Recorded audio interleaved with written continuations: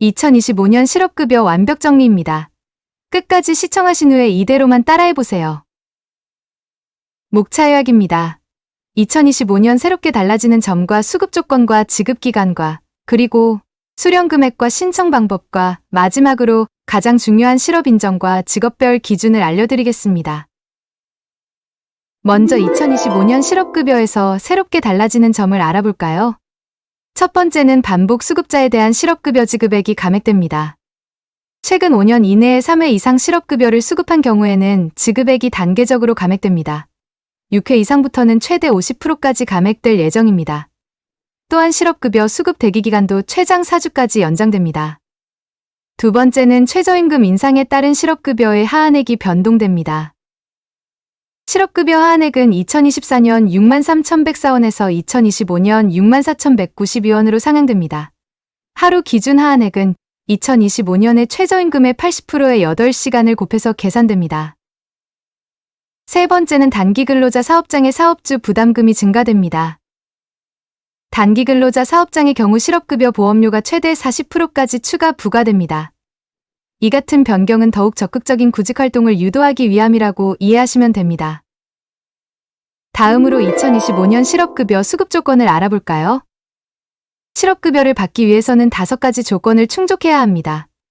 내가 5가지 조건에 해당되는지 정확하게 확인해 보시길 바랍니다. 첫 번째, 실직 전 18개월 동안 고용보험의 가입기간이 180일 이상이어야 합니다.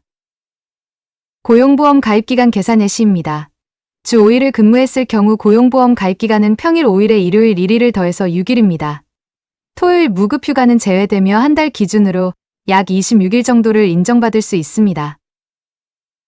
만약 사업주가 고용보험에 가입하지 않았다면 어떻게 하면 될까요? 고용보험 미가입 시에는 고용센터에 피보험 자격 확인 청구를 하면 최대 3년 이내의 근무 기간을 소급 가입 처리하고 실업급여를 받을 수 있습니다. 만약 사업장이 갑작스럽게 폐업을 해버리면 어떻게 하면 될까요? 급여명세서나 근로계약서 등 증빙 자료를 제출하면 고용보험 소급 가입이 가능합니다. 두 번째, 비자발적이고 정당한 퇴직 사유를 갖고 있어야 합니다. 비자발적이고 정당한 퇴직 사유의 예시입니다. 근로계약서와 다른 근무 조건이나 임금체불이나 강제퇴사 그리고 최저시급 이하의 임금을 지급했거나 연장근로 제한을 위반했거나 그리고 종교 성별장애 차별 등이 해당됩니다. 만약 질병으로 인해 퇴직 시 실업급여 적용 대상일까요? 무조건 주는 게 아니며 일정 조건을 충족해야만 실업급여를 받을 수 있습니다. 질병으로 인한 실업급여 조건입니다. 일단 진단서를 발급받고 의사소견서도 받아둡니다. 그리고 회사의 업무 이동이나 휴직 등을 요청합니다. 그럼에도 불구하고 회사가 불가하다고 통보하면 그때 퇴직 의사를 밝히고 퇴직하면 됩니다. 순서를 잘 지키는 게 중요하다는 거 잊지 마세요. 만약 자발적 퇴직을 했을 경우 실업급여를 받을 수 있을까요? 원칙적으론 불가하지만 이직을 회피하기 위한 노력이 증명되면 실업급여를 받을 수도 있습니다.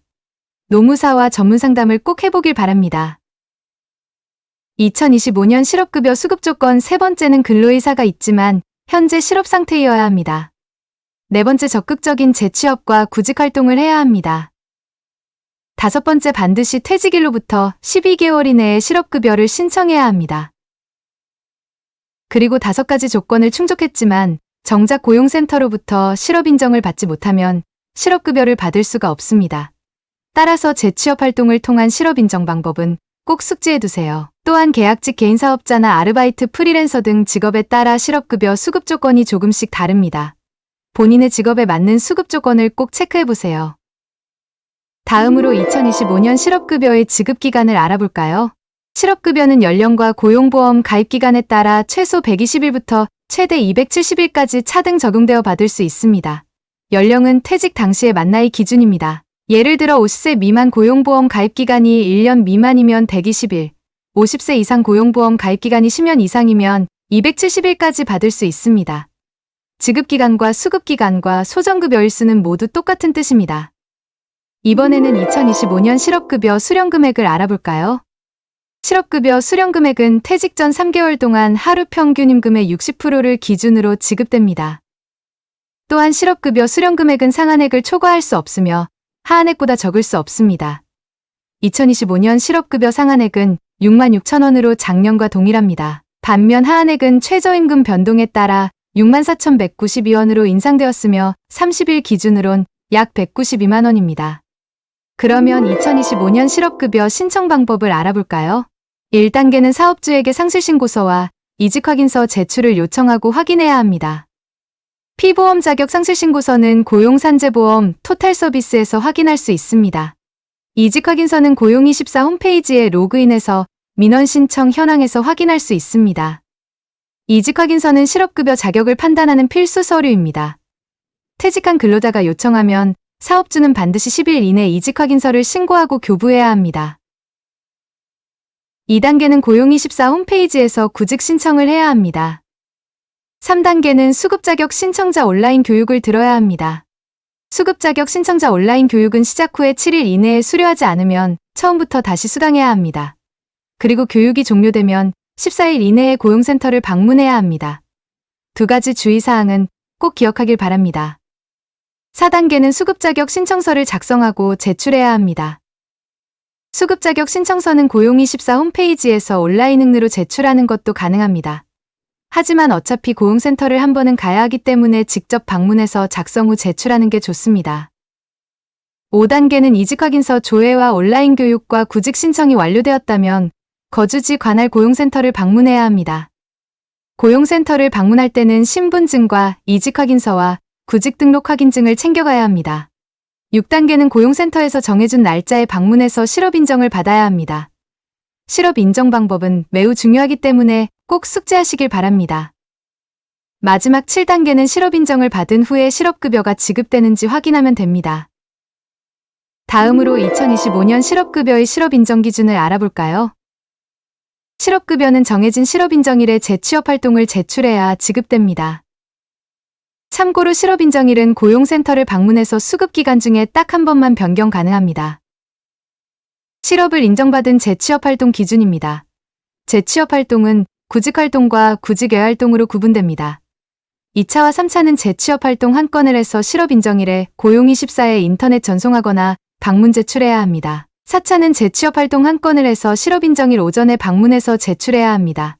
4차는 모든 수급자가 필수 방문임을 꼭 유의 바랍니다. 그리고 5차부터 7차는 재취업활동 2건이며 8차에서 11차는 일주일마다 한 건씩 구직활동을 해야 하며 장기수급자는 반드시 방문 제출해야 합니다. 재취업활동을 할 때 같은 날짜는 한 건만 인정되며 같은 회사의 반복 지원은 불인정되는 점은 유의하시길 바랍니다. 구직활동의 종류는 면접과 고용24 입사지원과 민간포털 입사지원이 있습니다. 해당 구직활동에 따른 제출 서류는 꼭 준비해야 합니다. 구직의 활동 종류도 알아볼까요? 고용24 온라인 취업특강은 총 3회까지 인정되며 직업심리검사는 1회만 인정됩니다. 직업훈련은 수강증명서와 출석부를 함께 제출해야 하며 30시간을 기준으로 인정 건수가 차등 적용됩니다. 60세 이상이거나 장애인은 자원봉사활동 확인서를 제출하면 자원봉사활동으로 인정받을 수 있습니다. 마지막으로 2025년 실업급여의 직업별 기준을 알아볼까요? 계약직은 근로기간이 2년을 초과하지 않은 일용직 근로자로 계약기간이 끝나서 퇴직한 경우여야 합니다. 개인사업자는 본인 외에 근로자가 없는 사업장이거나 50명 미만의 근로자가 있는 사업자여야 합니다. 또한 고용보험에 1년 이상 가입되어 있으면서 비자발적 폐업을 한 경우여야 합니다. 프리랜서는 고용보험 이직일 이전 18개월간 피보험 단위기간이 180일 이상이어야 하며 비자발적으로 퇴직한 경우여야 합니다. 자영업자는 고용보험을 최소 1년간 가입하여 보험료를 납부해야 하며 불가피한 사유로 폐업한 경우여야 합니다. 아르바이트는 실직하기 전 18개월 이내에 180일 이상 근무해야 하며 비자발적 사유로 퇴직해서 구직활동을 하고 있는 경우여야 합니다. 끝으로 만약 실업급여 조건을 충족했음에도 불인정된다면 추가적인 증명자료를 확보해서 이의 신청을 하거나 재심사 청구를 하면 됩니다. 2025년 실업급여에 대한 변동사항이나 새로운 정보가 있으면 빠르게 알려드리겠습니다. 영상이 도움이 되셨다면 구독과 좋아요와 알림 설정도 부탁드립니다. 다음 영상에서 또 만나 뵙길 바랍니다. 감사합니다.